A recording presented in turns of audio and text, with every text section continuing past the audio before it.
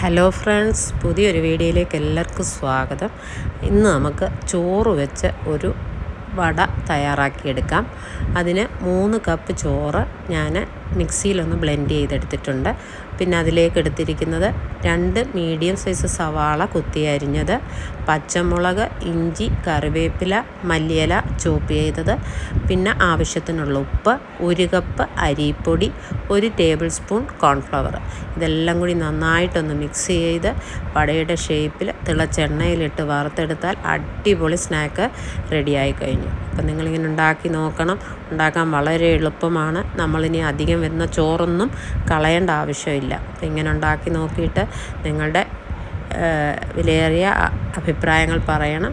ഇഷ്ടപ്പെട്ടെങ്കിൽ ലൈക്ക് ചെയ്യാനും ഷെയർ ചെയ്യാനും സബ്സ്ക്രൈബ് ചെയ്യാനും കൂട്ടത്തിൽ ആ ബെല്ലൈക്കൺ കൂടി ഒന്ന് അമർത്താനും വിട്ടുപോകരുത്. എല്ലാവർക്കും എൻ്റെ ഒരു പുതുവത്സര ആശംസകൾ നേരുന്നു. ഇതൊക്കെ 4 മണിക്കൊക്കെ കുട്ടികൾക്ക് ഉണ്ടാക്കി കൊടുക്കാം. ചോറൊക്കെ കഴിക്കാത്ത കുട്ടികൾക്ക് ഇങ്ങനെ ഉണ്ടാക്കി കൊടുത്താൽ അവർ നല്ല ടേസ്റ്റോടു കൂടി കഴിച്ചോളും. നല്ലൊരു ചട്നി കൂടി ഇതിൻ്റെ കൂട്ടത്തിൽ കൊടുത്താൽ മതി. എല്ലാ വടകളും ഞാൻ ഇതേപോലെ വറുത്ത് എടുത്തിട്ടുണ്ട്. നല്ല സോഫ്റ്റാണ് കേട്ടോ. അപ്പോൾ ഉണ്ടാക്കി നോക്കിയിട്ട് കമൻസുകൾ പറയുക.